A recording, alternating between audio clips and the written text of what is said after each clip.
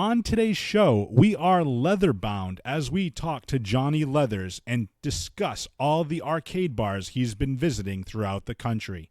We're also going to be talking about the D23 Expo as it pertains to Disney+, Marvel, and Star Wars. But this is only part one, because later on this week we'll be talking to the Don. Yes, we are bringing in some special guests as KBe is gone for the next few weeks.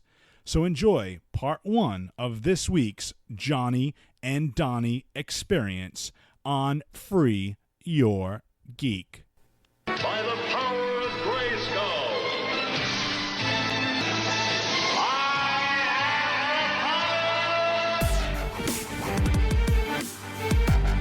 Autobots, roll out. Morphin' time! Cool. You have failed this city. Winter is coming. Star-Lord. Finish him. Hadouken! Fatality. And welcome to Free Your Geek. I am your host, Jay Free, and on the phone, we have the man known as Johnny Leathers. Yes, this is the leather-bound edition of Free Your Geek. Johnny Leathers, how the heck are you? I'm doing great. It's been a while. Great to be back in the show. Yeah. Hope everything's well. Yeah, things are good. I mean, last time you were here, you actually had a studio to sit in, so... You know, you're a man. I said in the intro, which I recorded before you came on, I'm going to talk to you about some of your exploits as far as arcade bars you've been visiting, but I also want to talk about some news that's going on. But yeah, the last time you were here, you were actually in studio, and things have changed a lot. Now we're kind of like a smaller production since we don't have, the studio backing type of thing. We're basically recording in my living room now, which you've been to before, so you know how small that is. But anyway. We have you on the phone. It's good to hear from you, and let's just jump right into it. Since the last time we really talked to you, what can you divulge? We know that you're an international man of mystery, so to speak. Johnny Leathers, we know that I mentioned in the intro that you've been doing a lot of arcade stuff and pinball stuff, so let's talk a little bit about that, what you've been up to with that. Yeah, so I've been traveling around the country, and let's just say I had to delete somebody, but on the side, while I've been traveling, I do like to check out some arcade bars. I'm in the process of opening up my own Airbnb where you can pretty much rent out your own game room. And my collection, I've got about 12 arcades myself, and I like to check out the competition. So I was recently in Kansas City, Missouri, and for whatever reason, that seems to have like 3 or 4 really dedicated arcade bars in about a 4-block radius right in downtown. And I checked out Broadway Arcade, Up Down Arcade, and Tapcade. Tapcade was pretty interesting. It actually shares its location with a restaurant, a bar, and a movie theater. Believe it or not, they show a lot of movies from hits from today, from the 80s and the 90s. And out of the 3 bars that I went to, I would say Broadway Arcade had the best drinks, the best atmosphere, and best lineup of games. Definitely goes to Up Down. And if you're a fan of Donkey Kong, you're going to be a fan of Tapcade. They got a whole wall mural as you're walking in of Donkey Kong, and you could definitely do a barrel roll over there. So I guess all those inside jokes. First of all, the delete to the reference to Woken Matt Hardy, I thought was really, really good. It's funny. So we talked about Kansas City, Missouri. Is that what you said? Yes. So within a 4-block radius, one had the best drinks, one had the best lineup of arcades. What do you think is more important as an adult? Is it better with the drinks? Do you enjoy playing arcade games more inebriated, or can you still have fun being totally sober? Well, one of the good things about Up Down is you can legally drink and drive. They've got a classic game from my childhood. It's Lucky and Wild. I believe it came out in 1992, and it's actually a driving/shooting game. You can play it solo with a partner. One drives and shoots, or the other could just shoot. Lucky and Wild. Lucky drives and Wild just shoots. And you can have a few beverages and literally drink and drive and not get arrested. If you can only pick one of the arcades, I would definitely say Up Down. It had a cool 90s feel to it. They had Saved by the Bell themed drinks. I had a jalapeno martini or a Slater, and they've got excellent pizza. And just their whole vibe, it's kind of wallpapered with, you've got a Mogwai on one wall, you got Screech on another, and, all sorts of reminders of the 80s and 90s. So if you could only pick one, I'd definitely go to Up Down. And I want to jump in right here. We're not even necessarily, we're about 5.5 minutes in right now, and Johnny Leathers is already talking about drinking and driving. We don't condone actually doing that, so if you're going to be doing that in an arcade, it's great, as long as it's a driving game. Don't do that in real life, folks. I just had to put that little PSA out there, because as soon as you said you can drink and drive... Or at least don't get caught. Well, at least just don't get caught. Okay, the views and opinions of Johnny Leathers do not reflect those of Free Your Geek podcast or Jay Free. So Up Down was the best. And it had the Holy Grail. Is that what you were saying? The Holy Grail of games? Well, for me personally, it was kind of a rare game. A lot of games kind of got destroyed in the early 2000s when, they kind of fell out of favor. And because it's sort of a big, bulky game, it's a sit-down driving game, it is kind of hard to find. But I do remember playing it at this is going to show my age, at Big Top in Fall River. They had one. Shout out to the former Big Top. It was actually a Chuck E. Cheese beforehand, then became Big Top in Fall River, Massachusetts, right next to a Toy Works, I believe. I frequented that myself when I was younger. It was a cool little spot for a kid. Like video games all over the place, skee ball, basketball hoops, the whole nine. Dave and Buster's kind of ruined it, I think. Oh, totally. Dave and Buster's is not an arcade. No, it's like a grown up. It's just a grown up Chuck E. Cheese. I do want to say though, and I wanted to bring this up to you. You mentioned you have a collection of your own that you're starting. You said 12, I believe. Was that correct? Yes. So to tie back to the whole Back to the Future thing, about a year ago, I bought one Nintendo Play Choice with the idea of turning it into a Wild Gunman from Back to the Future.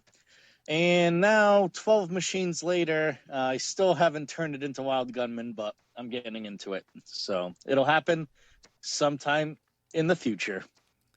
Or will it be in the past, and then you'll have to get back to the future? You never know. And that's the worst joke you're going to hear in this entire podcast, so I apologize off the riff. I guess my question to you is there, of the arcades that you have, is there still a missing piece? Is there still one that's like kind of like, as I mentioned earlier, the Holy Grail? Is there a Holy Grail machine arcade that you still haven't collected that you want, or like the kind of like the creme de la creme, if you will, something that you're still looking to get? Well, I'm pretty spoiled because I already sort of have the cream of the crop for most collectors. I do have a blue Donkey Kong. I also have a Donkey Kong Jr., Donkey Kong 3. I'm working on a Fix-A-Felix conversion, which is the Disney sort of homage to Donkey Kong. And I've got 3 Nintendo Play Choices. I've got more arcades than I can remember, which is a good problem to have. But I would have to say that after Donkey Kong, the Holy Grail will be a Lucky and Wild machine. But like Wayne from Wayne's World, she will be mine. Oh, yes, she will be mine. There's going to be tons. I love that reference. There's going to be tons of those like 80s and 90s references, I think, throughout this whole podcast, which I think is phenomenal. So other than that, what else have you been really doing? I know we kind of talked offline a little bit. You wanted to talk about a television show. So have you been streaming anything specifically? Yes, so I've kind of gone down the wormhole of Mindhunters, which is an excellent show on Netflix. Oh. It's loosely based on the beginning of when the FBI started studying serial killers. And I just binged season 1 and 2 again. It's a great series, and unfortunately, now I'm even watching interviews of the actual serial killers. So it's that's what I've been it's, binging. It's the equivalent of like when you click on a YouTube video and then they have like related videos, and you're like, oh, okay, I'm going to watch this. And the next thing you know, it's like, I started watching, from point A, how did I get to point W? But I wanted to ask you, so where are you binging that? Is that Netflix? Yes. I just finished season 1 and 2 on Netflix, and it's an excellent show. The acting is great. It's really got some, it really keeps you suspenseful, and it's just a great show. Definitely check it out. So is it like reenactment type scenarios, and they run for about an hour? Is that what I'm assuming? It's an hour-long show, and it's a dramatization. It's for instance, Charles Manson, Ed Kemper, and other various serial killers are in the show. And season 2 deals with a serial killer in Atlanta, Georgia. And thanks to the profiling and really studying and getting into the mind of how serial killers work, I'm not really spoiling anything because it is based in history, but they do eventually find the serial killer in Atlanta that was terrorizing a neighborhood in the late 70s. Yeah, that's cool. Like, so now is each episode a standalone, or, for lack of a better term and no pun intended, is it serial in the fact that it goes throughout the entire season?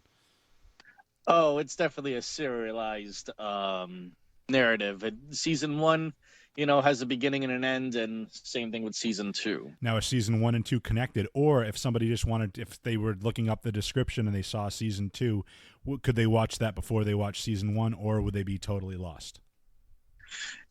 You can start from season 1 or 2. You're better off starting from the beginning, but if all you watch is season 2, there's still enough there to get you hooked. Excellent. And along those same lines, Netflix also had Zac Efron playing, I believe, Ted Bundy. Did you happen to see that series? No, unfortunately, I kind of stick with the Al Bundys myself. So I don't get to the Ted Bundy, but and so I definitely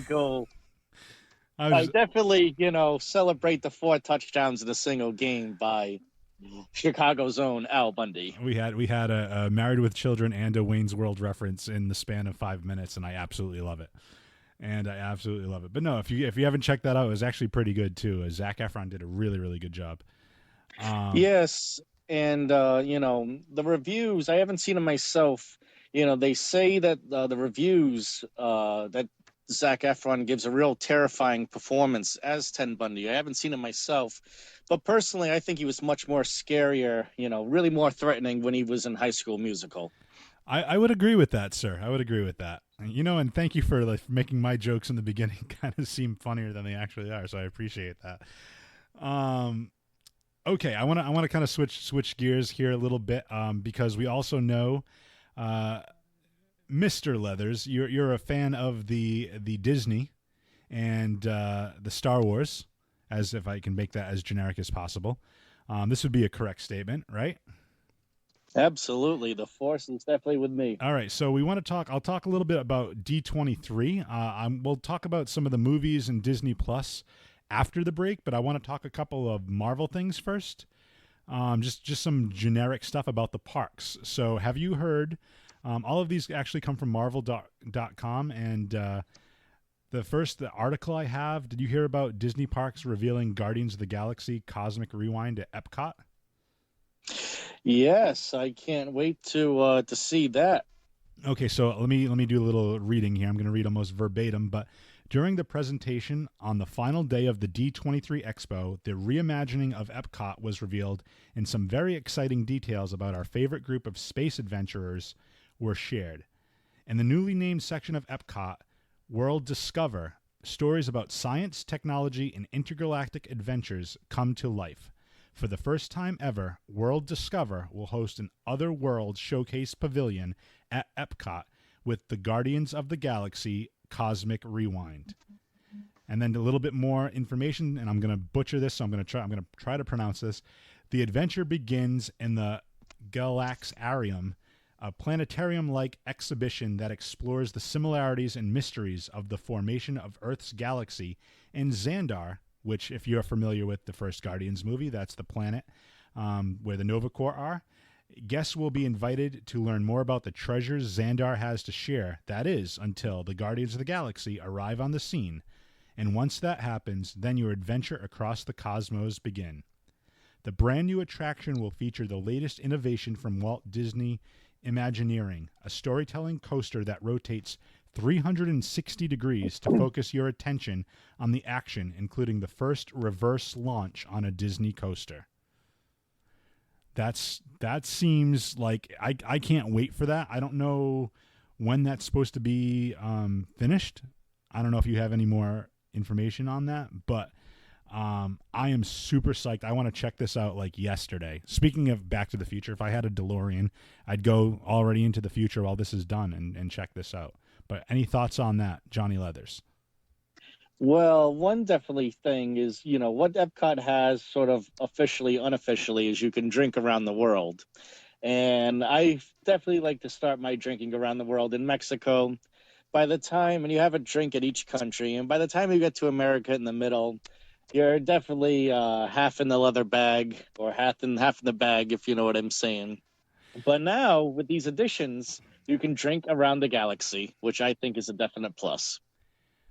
So I definitely want to, I can't wait to go to Xandar. I definitely want to hang out with Nova Prime. I think that'd be kind of cool. Yeah, I'm just really excited to see if they're going to use like the voice actors, if it's going to be like an animatronic type thing, kind of like the Simpsons ride. That's what I'm assuming, since it goes 360 degrees. Have you been on that Simpsons ride at Universal? I don't dare speak about that travesty, because they did destroy the Back to the Future ride for that horrible piece of technology. But they pretty much took the Back to the Future tape out and put a Simpsons tape in there. It's very similar to the ride system. Pretty much is what they used in Back to the Future. They replaced the lenses in the display and upgraded the vehicles a bit, but I'm still kind of upset they got rid of Back to the Future. I understand that, because go back to one of our older episodes, and Johnny Leathers was talking about doing I believe you were doing a DeLorean at the time, or you were looking into doing that, because Back to the Future holds such a strong place in your heart. So yes, I still have more pots for the project. It's slowly getting there. Excellent.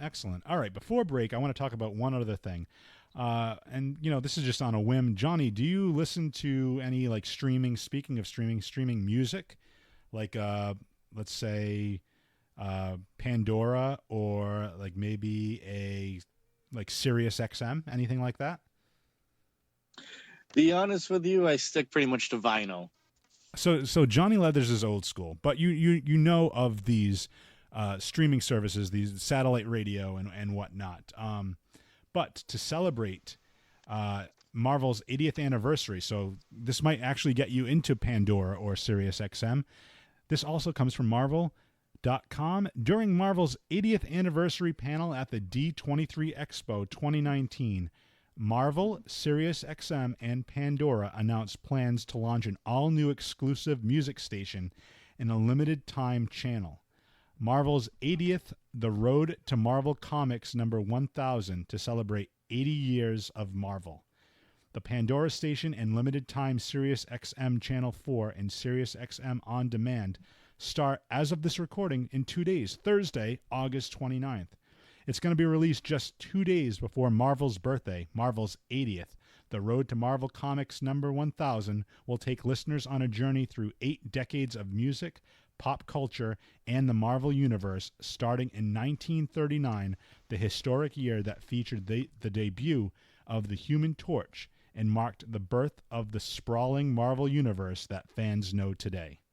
So even if you download Pandora and listen to some free music via Pandora, you can theoretically listen to 80 years of Marvel on a special Pandora station. So thoughts on that, Johnny Leathers? I'll have to definitely give that a shot. I'm wondering if they're going to be putting like not just like songs from the time when Marvel was like, I'm wondering if, like, for example, with early Captain America, early Spider-Man, if they're going to play kind of stuff that Stan Lee and Steve Ditko and some of the other, creators at Marvel were kind of like listening to. Maybe they kind of like curate some of their favorite songs from those timelines and play that, or maybe they'll play music. Like, again, we just talked about Guardians of the Galaxy. They have an amazing soundtrack with a multitude of different songs. Maybe when we get into those decades within the years on this Marvel station, maybe they'll be playing the soundtracks from something like Guardians of the Galaxy. I really don't know, but go ahead. Only time will tell. Yeah, and I'm excited. Like, imagine like putting on this Pandora station and hearing the cartoon Spider-Man theme song. How cool would that be? Oh, I can't wait to hear that myself. Well, Aerosmith actually does a cover of it too. So I know we talked a little bit about Back to the Future ride, Simpsons ride. What about the Aerosmith ride? Have you ever been on that? Oh, yes. It's one of my favorite rides. And actually, Joe Perry, I believe, did the theme song to the Spider-Man TV show in the 90s. Oh, see, there you go. I did not know that. And, I've never got a chance to ride on either the Back to the Future or the Aerosmith ride, so I guess I'll just have to dream on. And that's my bad joke for the evening. All right, folks. I like it. We're going to come back. We're going to go to break. When we come back from break, we're going to talk about some other Disney Plus streaming services. I have a deal, by the way, if you're looking to get Disney Plus, where you can get it for a reduced price. And we'll talk a little bit about that after the break. And then Johnny Leathers and I will also be talking some Star Wars news, but I'm going to let Johnny take the lead on that. But we'll be back after this break. Hey, everyone. I want to quickly tell you about 4041 Media. 4041 Media is a collection of podcasts in the southern New England area. And in addition to the great show that is Free Your Geek, you can check out 4041media.com and listen to the Psych Your Crime podcast to figure out why the crazies commit the crimes that they do.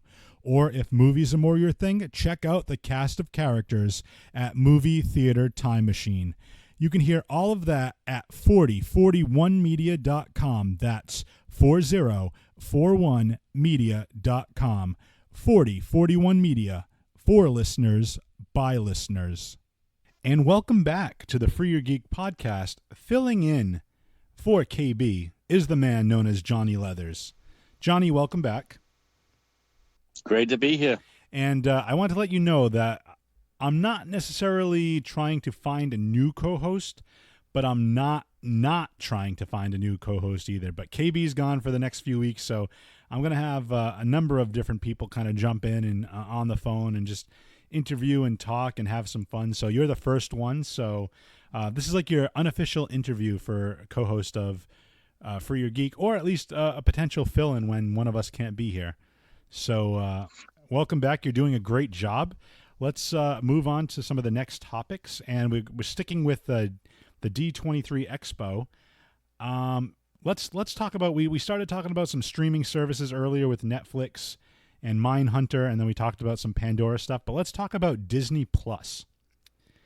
So, Johnny, being a fan of Disney, I know you're probably looking forward to this Disney Plus streaming service. There's some new shows specifically toward Marvel, and then we'll go toward the Star Wars route.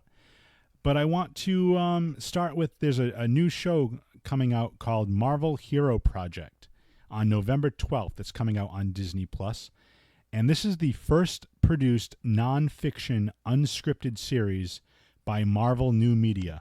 It's called Marvel's Hero Project, and it will premiere with the launch of Disney Plus on Tuesday, November 12th. The remaining episodes will be released weekly on Fridays, starting with episode 2 on Friday, November 15th. And the description of it is essentially, it says, in life, it doesn't take wearing a suit of iron, carrying a mythical hammer, or swinging from a spider web to be a real hero. Sometimes the person who can make a positive difference in the world is the person who simply sees a problem and has the passion to find a creative solution. The first of its kind for Marvel Entertainment, a 20-episode series, shares the remarkable, positive change several young heroes are making in their own communities across the country. These inspiring kids have dedicated their lives to selfless acts of bravery and kindness, and now Marvel celebrates them as the true superheroes they are by welcoming them into Marvel's Hero Project. So essentially, it sounds like it's going to be almost like a reality TV, but it's going to be almost like, I don't want to say a puff piece, but it's going to be like positive, everyday people doing good in the world. And I think that's actually a really cool concept, for something like a Disney. Disney is typically geared a lot toward children. So if the parents buy it and then their kids watch it, and this is a show that's on there showing them how like normal everyday people can put more good in the world, I think that's a very positive message. Just wanted to get your thoughts on that. Well, Disney, they definitely do shine a light on, I guess I'm going to call them special junior warriors. So, Disney's all about the SJWs, and I guess this show's going to be plenty of that. And that was another Johnny Leathers joke right there. And I can kind of feel your smile as you're talking, because you're making like this joke, and I absolutely love it. I absolutely love it. Moving on to Disney Plus, some other Marvel shows: Miss Marvel, Moon Knight, and She-Hulk.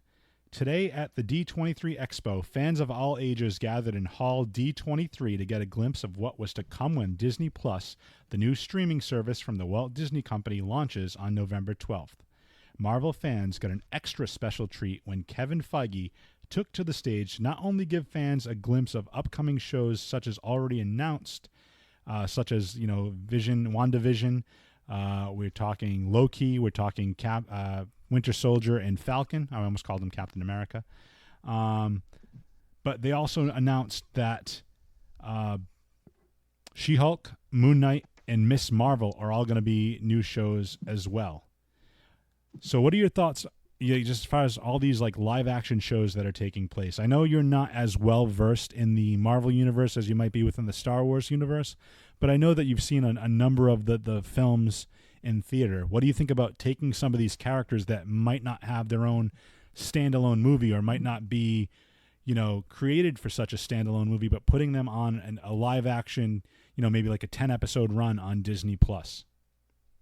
Well, I'm definitely willing to give them a shot. Typically, Marvel, I think a lot of people agree, Marvel has much better movies. They're not so great on TV, with a few exceptions. And while DC has some great TV and maybe not the best movies, I am curious to see what kind of live action Marvel has to bring for the new Disney Plus service. And one thing I'm really curious about, and I can't wait, is they're actually going to be using a lot of the voice talent. Even though it's going to be an animated show, there's What If. Yes. That's going to be a recurring series.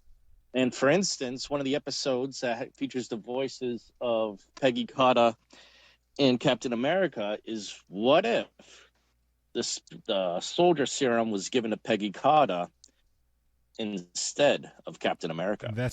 You already jumped the gun, but I love that because I had that in my news. Yeah, and what if Haley Atwell is going to be portraying Agent Carter? It's going to be an animated series, and it really allows you to take the known universe. We saw in Avengers Endgame, and spoilers if you haven't seen that yet, but there's tons of alternate realities that can be created. We saw Loki take the Tesseract and disappear, so we know there's going to be an alternate reality there. So that's where probably most likely his series is going to pick up. We're going to have Falcon and Winter Soldier most likely in the current timeline that we know, where Falcon is now the new Captain America. And then we have What If, which is going to be the animated series, as you mentioned. And you can take some of these stories and kind of play, the what if game. What if Captain America? What if Steve Rogers chose Bucky to be the new Captain America? What if Wanda successfully was able to remove the Mind Stone from Vision before Thanos came and ripped it out himself? You can take classic Marvel stories, or what we know of the Marvel Cinematic Universe, and turn it on its head and just go in a totally different direction, which I think is really, really cool. We'll see what happens. Yes, we will. Now, Johnny, I don't know, we're going to get into Star Wars here in a second because I'll talk about that on Disney Plus. But before we do that, how do you feel? Is Disney Plus something that you're interested in? Yeah, I mean, if they're definitely going to have shows you can only watch there, and if I can locate all my favorite Disney and ABC shows all together, I'm definitely gonna pay my $9 a month. Well, so. so I was gonna say, do you know the price point? It's gonna be $7 a month. Oh, even better. It's gonna Well, give Netflix a run for its money. well, even better, sir. If you act quickly, depending, you can actually pre-order Disney for less than $4 a month right now. So Disney Plus is set to officially launch in the U.S., Canada, and the Netherlands on November 12th. However, the company is currently allowing members of its D23 fan club, which anyone can join as a general member for free, to pre-order the service at a pretty significant discount. From now until September 2nd, Disney is offering a Founders Circle deal for the streaming service that cuts $23 off its annual price, making it cost just $3.92 a month. The catch? You have to sign up for 3 years of the service at once, which comes out to $140.97.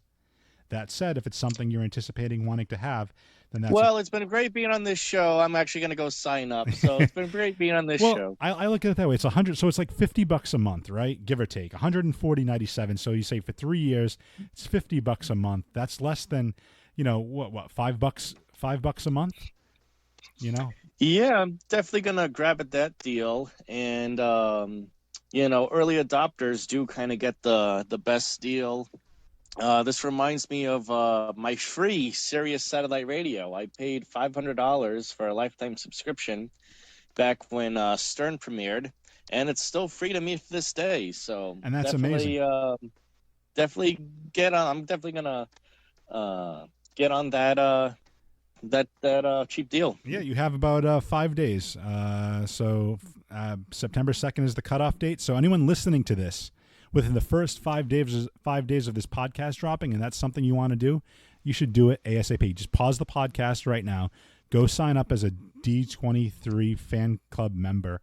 Sign up, pay $140.97, and you get 3 years of the Disney Plus streaming service, which boils down to less than $4 a month. And even if you don't want to do it, think about it. It's $7 a month, which, again, as Johnny Leathers already pointed out, is going to give Netflix a run for its money, because I believe Hulu is right around that too, and I think that's owned by Disney as well, if I'm not incorrect with that. But I just think $4 a month. Disney owns everything. Yeah, pretty much. With the exception of Spider-Man. Ayo, that's a Johnny Leathers joke. So never mind. I was gonna make a bad Spider-Man joke. We didn't really talk about that. What were your thoughts on that? That's all up in the air. I hear that Disney owns Spider-Man, then they don't. It keeps going back and forth. As long as I get some more Spider-Man movies, I'll be happy. As long as I get him in some form or another. And I don't know if it's ever going to happen, but I would like to see sort of what DC is doing with the Infinite Crisis, where they're having all different forms of superheroes. There's different versions of Batman and Superman. For instance, Tom Welling is reprising his role as Clark Kent. That's what I hear. And I'm going to wrap this web back in, but I would love to see Tobey Maguire, Andrew Garfield, and other different forms of Spider-Man in one confined movie or series. What if they did a live action Into the Spider-Verse movie? I'd definitely buy a ticket to that. And then we could bring in all three versions of. I think the rest in peace, but I think the original Aunt May from the Tobey Maguire movie passed away. But I'm like, imagine bringing in all the Aunt Mays too. That'd be kind of cool. Hopefully, I'm kind of crossing my fingers that we haven't seen Uncle Ben in the new Tom Holland universe, but we do have Aunt May as Marissa Tomei. And, kind of my secret wish is Joe Pesci and Marissa Tomei will be together as Aunt and Uncle Ben and Aunt May, but we'll see what happens. I'll have to call my contacts in Disney and see if I can make that happen. I was going to say, wouldn't Marissa Tomei, if it were, wouldn't Joe Pesci play Peter Parker's father so she could be my cousin? Never mind. I was going to make a joke because aunt and cousin, it's a whole thing. But actually, let's move on before we start getting to really bad jokes. Let's talk some more movies as far as it pertains to Marvel, and then we'll talk Star Wars. Now, Johnny, are you a fan of, or were you a fan, season finale or series finale notwithstanding, Game of Thrones? I never speak of that horrible, horrible disaster. Well, so you must know of the Game of Thrones world, though. Yes, So you yes. know the gentleman Jon Snow, played by Kit Harington. Kit Harington is joining the new Marvel Eternals movie, and he's going to be reunited with Richard Madden, who played Robb Stark in Game of Thrones. So two of the Stark boys are going to be together again in one Marvel film for the Eternals. So he's going to be playing the Black Knight, if I'm not mistaken. Dane Whitman is the alias of the Black Knight. Actually, instead of watching that, I'm gonna watch Dark Phoenix and the Jessica Alba Fantastic Four movies on a loop for the next 30 hours instead of watching that. So, Oh well, see, it's good. It's good to know where your priorities lie. I mean, you do have some really like big names though. We have Angelina Jolie. Who else is in this movie? I forget who else they announced for this movie, but I know Angelina Jolie was the big one. And obviously Kit Harington, Richard Madden. There's gonna be some. I don't know much about the Eternals, but to be fair, I didn't know much about Guardians of the Galaxy, and it became one of my favorite Marvel flicks. So if anybody can do it, it's Marvel. But leaving, well, God, you know, some say they're gonna give Avengers a run for their money. I say it's the B team. So, and you're well with like again. I thought Guardians was gonna be awful, and Guardians was gonna be the B team, and just like this is gonna be the first failure. I thought Ant-Man was gonna be the first failure, and they've all been actually pretty good, like average to good for most of those flicks. But let's move on. Let's talk about some Star Wars, because I know that's kind of your forte. Let's end on a Johnny Leathers high note, so to speak. What do you want to start with first? You want to stay with since we're talking about Disney Plus? You want to talk about the Mandalorian? Let's go with the Mandalorian. I've seen the trailer. I'm very excited. I have yet to see the trailer, so you're up. I'm going to let you run this ship. This is your audition. No pressure or anything, but go ahead, sell me on it, sir. It's got a great cast, and I'm already mourning the death of Carl Weathers. He seems to die in every franchise that he's in. He played the late great Apollo Creed. Unfortunately, he was killed by Mr. T in Rocky III. He does live on through his son, Adonis Creed, in the new Creed series. And he also played the lovable golf pro Chubbs. But unfortunately, he died. The alligator that bit his hand and was scaring him, and he fell out of a window, and he died again. So I'm hoping that Carl Weathers lives long and prospers in this new Star Wars series. But he kind of dies just as much as Sean Bean in all his shows and TV shows. So I hope he lives long, but I'm not going to hold my breath. What was your favorite part of the trailer that you saw? I'm gonna definitely say Carl Weathers. It was a nice surprise, and I'm looking forward to see what he brings to the Star Wars galaxy. And for those that might not be familiar, why don't you give a brief synopsis of what you believe the series is going to be about? Well, the Mandalorian wears armor that's very similar to Boba Fett, and it's going to have to do with a lot of bounty hunters. The trailer showed a lot of action. There was definitely some firefights in a cantina. Who knows if it's the same Tatooine cantina that we've seen in the past. And there was a robot bounty hunter that looked very similar. I'm not sure if it is IG-88, but we'll see. Very cool. And that's going to be dropping on Disney Plus as a series. Absolutely. So you can buy your 150 for the next 3 years, and I think it's going to be well worth it for the Mandalorian series alone. And I think that's dropping in November, if I'm not mistaken, but dropping in December, leaving Disney Plus behind. Let's go back to the theater. I believe they said in Christmas time, in December, we are having the next Star Wars movie, which I believe is what, episode 4, 5, 6, 7, 9, episode 9? Is that what we're seeing? Yes, The Rise of Skywalker. And we saw some released. Yeah, go ahead, talk about it. I saw this trailer, but I know they kind of like went to the past before going to the future. But yeah, tell me all about your thoughts on that.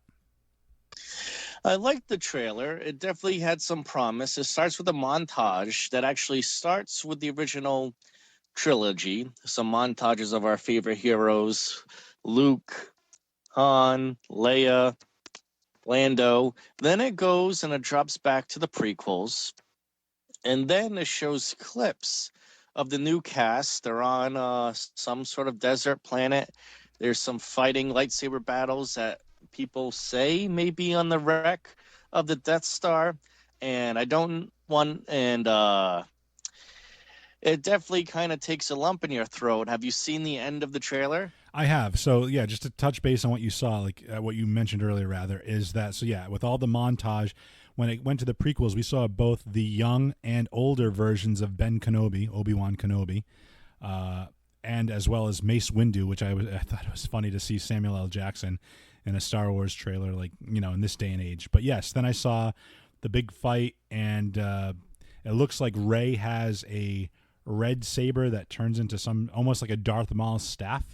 I don't know, or kind of like telescopes, so to speak. Yes, and I do have a great prediction because some people are worried, is Rey going to turn evil with this red folding Darth Maul-ish lightsaber?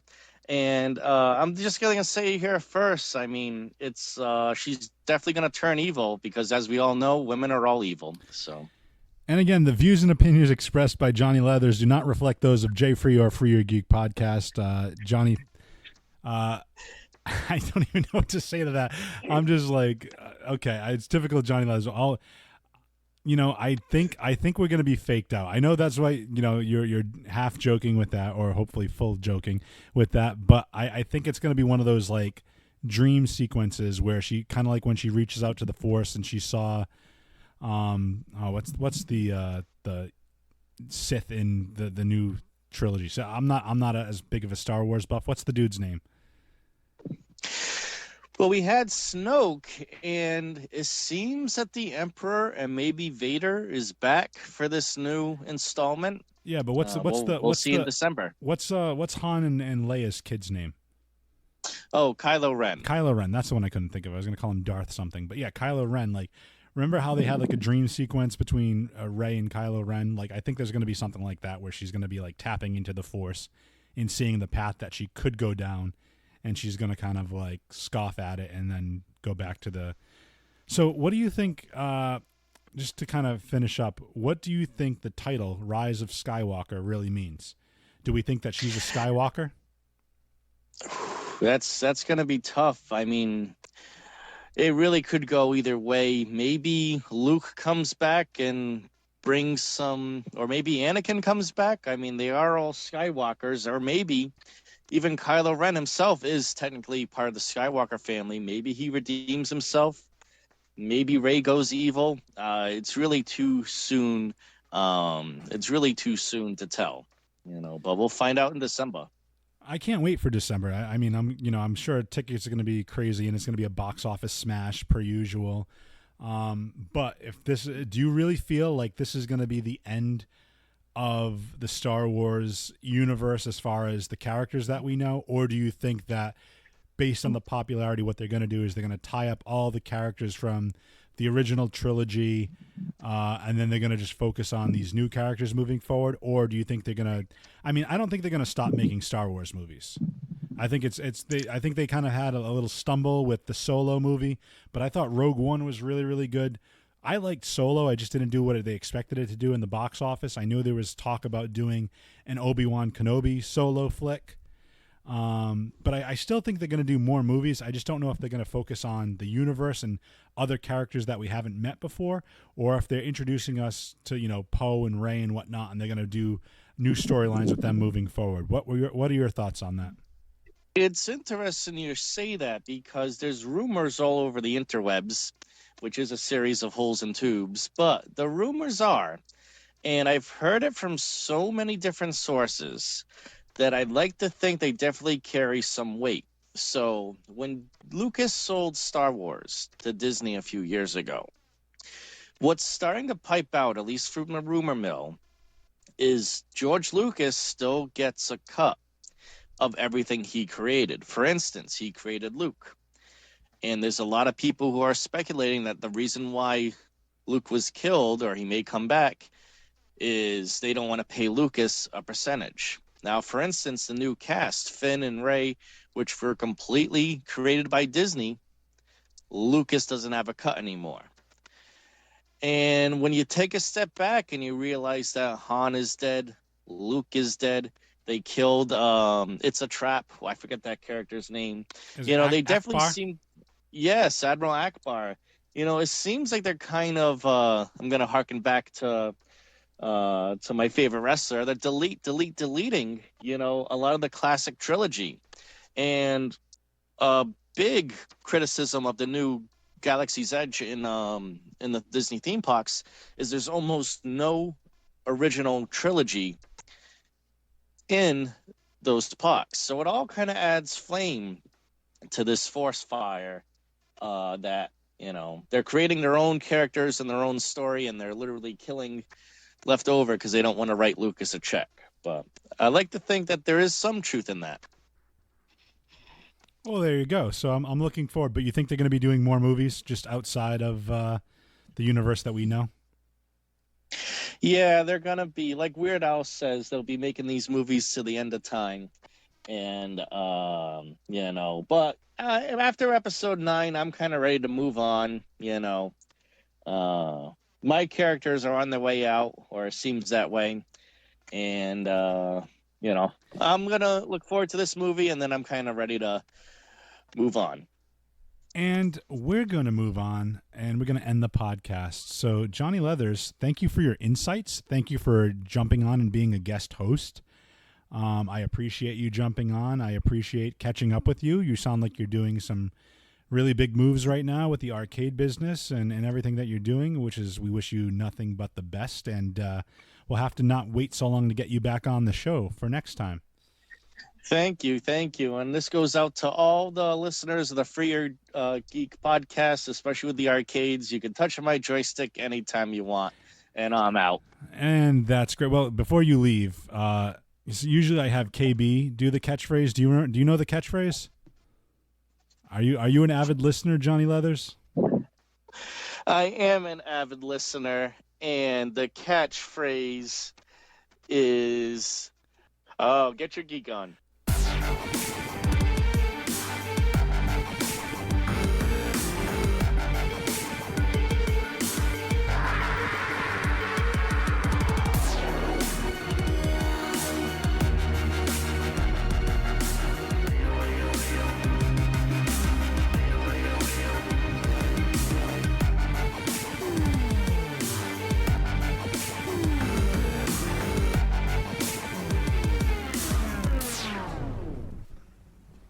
You're still here.